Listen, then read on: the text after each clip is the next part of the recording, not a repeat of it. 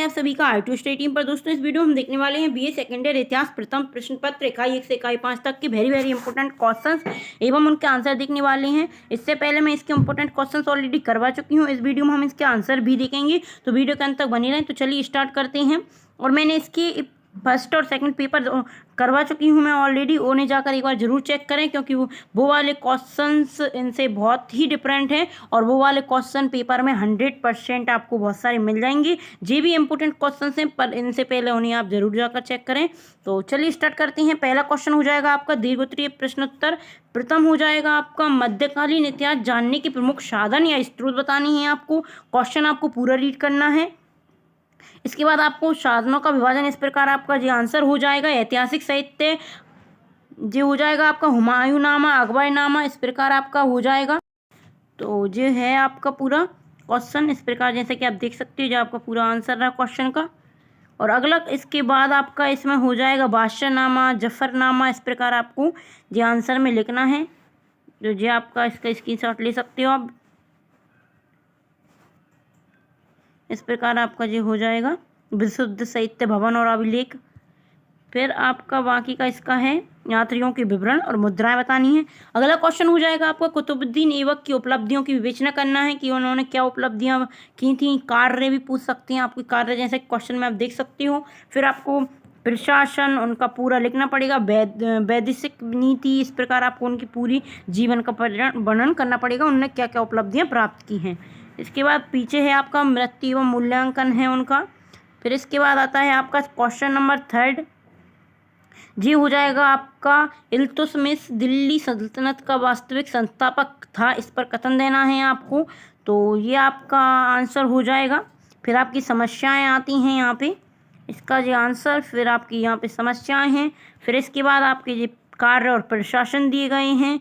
फिर इसके बाद आ जाएगा आपका जी 5, आपको ज़्यादा नहीं करनी, 4 से 5 करनी है आपको। यहाँ पे 7 दिए हैं, पर आपको 4 से 5 करने हैं, 5 तो करना ही करना है। तो और आपको हेडिंग पूरी याद करनी है, क्योंकि आप हेडिंग भूल जाते हो। तो आपको हेडिंग 7 करनी है, पर उनकी डिटेल 5 से 6 आप पढ़ सकते हो बिल्कुल, लेकिन आपको 5 से 7 ही है। प्रशासन व्यवस्था हो जाएगी आपकी। फिर इसके हो जाएंगे आपको 4 पॉइंट इसके हो जाएंगे। फिर आता है आपका रजिया के शासनकाल की प्रमुख घटनाएं एवं उनके पतन के कारण बताने हैं आपको। तो रजिया सुल्तान, तो इनकी मृत्यु वगैरह आपको पूरा इनका विवरण करना है। तो यहाँ से आपका ये कर सकते हो आप। पॉइंट है रजिया की कठिनाइयाँ, उनके जीवन में जो कठिनाइयाँ आई थी, 5 पॉइंट हैं, आपको 5 ही करनी है। फिर रजिया का पतन के कारण भी बताने हैं आपको, इसमें ये हो जाएगा। फिर आपका सेकंड क्वेश्चन आता है सल्तनत कालीन इतिहास जानने के स्रोत बताने हैं आपको। तो वे आपका जी हो जाएगा, संक्षिप्त में बताना है आपको। फिर आती है आपकी इकाई 2, तो मोहम्मद बिन तुगलक की प्रमुख योजनाओं की विवेचना कीजिए और उनकी असफलताओं का कारण बताना है आपको। तो यहाँ पे आपका इस प्रकार जो हो जाएगा आंतरिक शासन और योजनाएं। फिर आपका यहाँ पे कारण आते हैं 4, आपको पॉइंट वाइज लिखना है इसमें। फिर आता है आपका बाकी का इसका क्वेश्चन पर दर बतानी है आपको, परिणाम, राजधानी परिवर्तन। फिर इस प्रकार आपके कारण, समय आपको लिखना है। यहाँ पे आपको इसको पूरा अच्छे से पढ़ना है। स्वरूप भी है आपका इसमें, तो आप इसमें स्वरूप भी लिखना है। फिर इसका बाकी का हो जाएगा असफलताएं, मुद्रा परिवर्तन, कारण, सिक्के, मुद्रा परिवर्तन का स्वरूप आपका इस प्रकार हो जाएगा। फिर आपके असफलताएं हो जाएंगी यहाँ पे, जैसा कि आप देख सकते हो। इसमें आपको पूरा अच्छे से रीड करना है, रटना नहीं है। बहुत बड़े बड़े क्वेश्चन हैं आपके, एक क्वेश्चन 3 से 4 पेज का होता है आपको, पर आपको पूरा रटने की जरूरत नहीं है, आपको पूरा समझना है और फिर लिखकर आना है।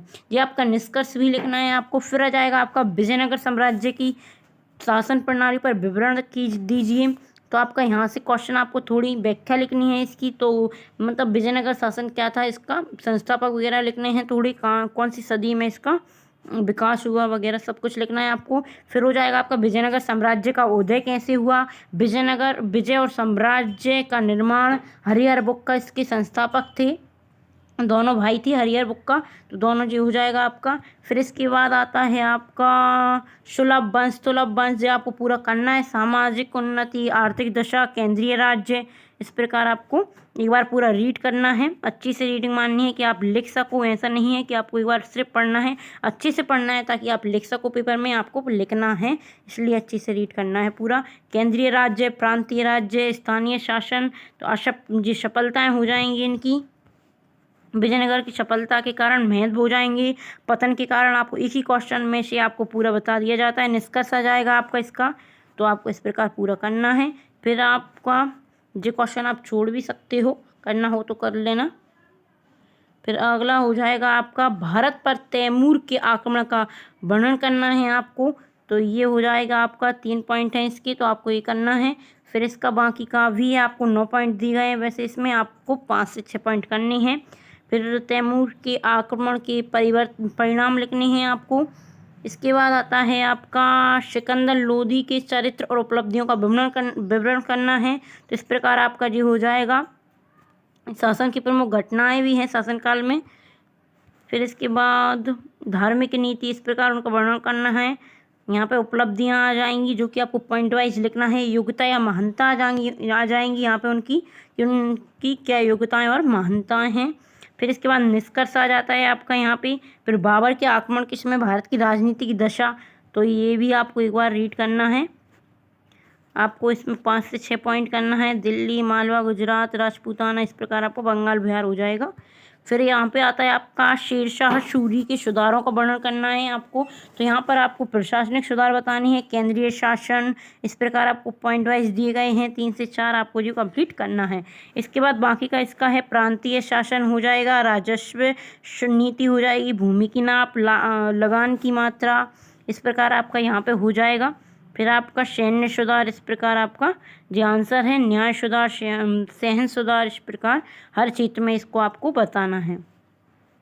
अगला आ जाएगा व्यापार एवं यातायात, तो यहाँ पे आपका यातायात के बारे में बताना है। फिर आपका जो अगला क्वेश्चन हो जाएगा। फिर यहाँ पे आता है आपका पानीपत के प्रथम युद्ध, तो यहाँ पे आपको पानीपत के प्रथम युद्ध के बारे में बताना है। फिर यहाँ पे परिणाम हो जाएंगे युद्ध के आपके।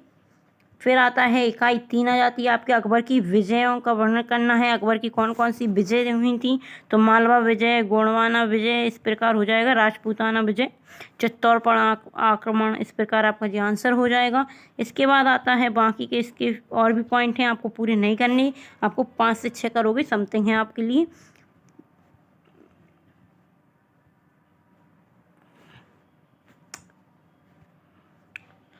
तो यहाँ पे आता है आपका अगला क्वेश्चन, तो जो हो जाएगा आपका अकबर की धार्मिक नीति की समीक्षा कीजिए, तो यहाँ पे आ जाता है आपका फर्स्ट एवं सेकंड पॉइंट, राजपूत स्त्रियों की विवाह वगैरह, इस प्रकार आपके पॉइंट आ जाते हैं। यहाँ पे आपको कंप्लीट करनी है इसको,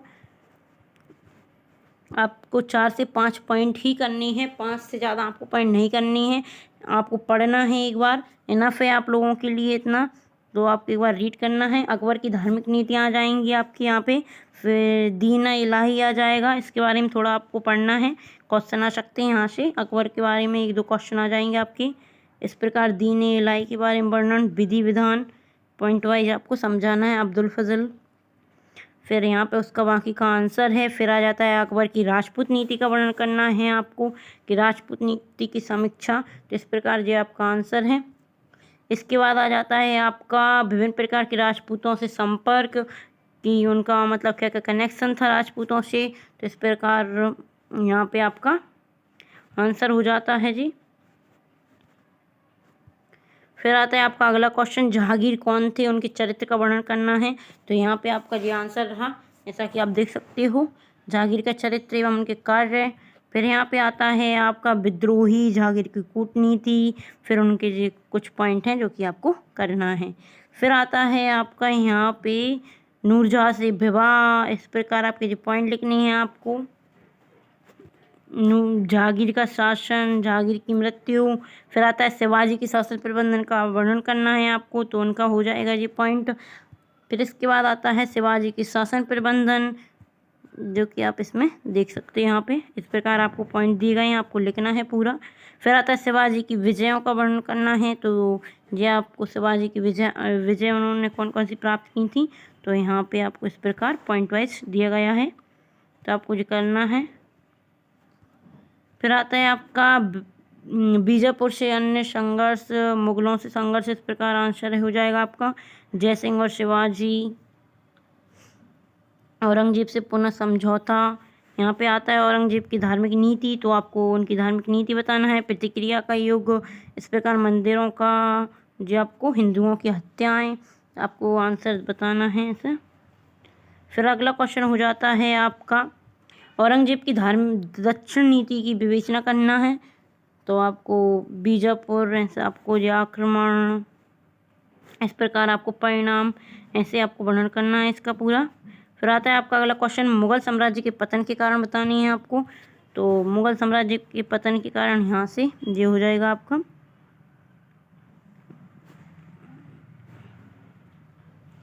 फिर आता है आपका यहाँ पे उसी की बाकी के पॉइंट हैं। इकाई 4 आती है आपकी, जो कि है सल्तनत कालीन सामाजिक जीवन पर प्रकाश डालिए, तो यहाँ पे आपका हो जाएगा सल्तनत काल में समाज, मुस्लिम समाज। फिर यहाँ पे आपका हो जाता है बाकी का इसका आंसर हिंदू समाज। यहाँ पे आता है आपका अगला क्वेश्चन भक्ति आंदोलन पर एक संक्षिप्त निबंध लिखना है आपको। भक्ति मार्ग, इस प्रकार पूरा आपको यहाँ पे भक्ति आंदोलन के प्रमुख कारण, फिर यहाँ पे हो जाएंगी विशेषताएं, आडंबरों को छोड़कर ईश्वर के प्रति आस्था रखना, मूर्ति पूजा का विरोध करना, एकाश्वरवाद पर विश्वास करना, जाति व्यवस्था का विरोध करना, हिंदू मुस्लिम एकता पर जोर देना। तो यहाँ पे इनके पॉइंट हो जाएंगे, आपको 5 से 6 पॉइंट याद करनी है। फिर हो जाएगा आपका यहाँ पे भारत में सूफी आंदोलन के इतिहास का वर्णन करना है आपको, तो वो आपका यहाँ से आप थोड़ा पढ़ सकते हो, पूरा आपको व्याख्या में दिया गया है यहाँ पे। अर्थ सूफी का अर्थ इस प्रकार आपको दिया गया है यहाँ पे। फिर आता है आपका अगला सल्तनत कालीन प्रशासनिक व्यवस्था का वर्णन करना है। सुल्तान का कर्तव्य, इस प्रकार आपको पॉइंट दिए गए 5। फिर नायाब, फिर आती है आपकी इकाई 5, जो कि मुगल काल की प्रशासनिक व्यवस्था का वर्णन करना है आपको। इसमें भी आपको पॉइंट वाइज दिए गए हैं, तो 5 से 6 आपको पॉइंट करने हैं, तो ये होता है आपका आंसर। फिर उसके बाकी के पॉइंट हैं आपका। फिर आता है केंद्रीय शासन व्यवस्था में मनसबदार, तो यहाँ पे आपका ये हो जाएगा केंद्रीय शासन में न्याय व्यवस्था। फिर आता है आपका प्रांतीय शासन प्रबंधन, यहाँ पे इसके पॉइंट हो जाएंगे। फिर आता है आपका मनसबदारी व्यवस्था का वर्णन करना है आपको, तो यहाँ पे इसका अर्थ दिया गया है पूरा। फिर इसका बाकी कहा आंसर है आपका जी मनसबदारी प्रथा से लाभ, दोष उसके। फिर आता है आपका मुगलकालीन सामाजिक दशा का वर्णन करना है आपको, तो यहाँ पे आपका ये आंसर हो जाएगा, बाकी का आपका ये आंसर है। इसके बाद है आपका मुगल काल में स्त्रियों की दशा, जो कि आपको पूछा ही जाता है, किसी भी काल, कोई सा भी काल हो उसमें स्त्रियों की दशा कैसी थी, तो ये आपको पॉइंट करनी है। पुत्री जन्म की अशुभ मानना, पर्दा प्रथा थी, बाल विवाह था, तो यहाँ पे स्त्रियों की दशा पूछी गई थी, बहु विवाह प्रथा। इस प्रकार बाकी के पॉइंट हैं, आपको 5 से 6 पॉइंट ही करनी है। आपको स्त्री और शिक्षा के बारे में भी थोड़ा यहाँ पे इस पॉइंट करोगे तो और भी अच्छा रहेगा। मुगल काल में कृषि, व्यापार एवं वाणिज्य का वर्णन करना है आपको। कृषि एवं उद्योग हो जाएगा आपका, बाकी का उसका पूरा यहाँ पे आपकी व्याख्या दी गई है। इसके बाद हो जाता है आपका उद्योग धंधे व्यापार। फिर यहाँ पे आपको ध्यान से अगला क्वेश्चन हो जाएगा आपका मुगलकालीन स्थापत्य पर एक संक्षिप्त देना है आपका। फिर यहाँ पे 2019 में पूछा गया था जो क्वेश्चन आपसे। फिर यहाँ पे आता है आपका पॉइंट वाइज आ जाएगा, यहाँ पे आपको याद करना है। फिर यहाँ पे फतेहपुर सीकरी आ जाता है, इस प्रकार आपका बाकी का है जी आंसर। दिल्ली का लाल किला यहाँ पे होती है आपके, यहाँ पे ख़त्म होता है इतिहास का BA सेकेंड ईयर प्रथम प्रश्न पत्र। तो अगर वीडियो अच्छी लगी तो वीडियो को लाइक ज़रूर करें, चैनल सब्सक्राइब करना ना भूलें, बेल आइकन प्रेस कर लें ताकि आपको इसी तरह और भी वीडियो का अपडेट मिलती रहे। और मैंने इसकी सोशोलॉजी, हिस्ट्री, इकोनॉमिक्स, जियोग्राफी और सब्जेक्ट के BA BSc और BCom के आपको इम्पोर्टेंट क्वेश्चंस बताए हैं, तो आप प्लेलिस्ट में जाकर चेक कर सकते हो। तो चलिए मिलते हैं अगली वीडियो में। Thanks for watching this video, धन्यवाद।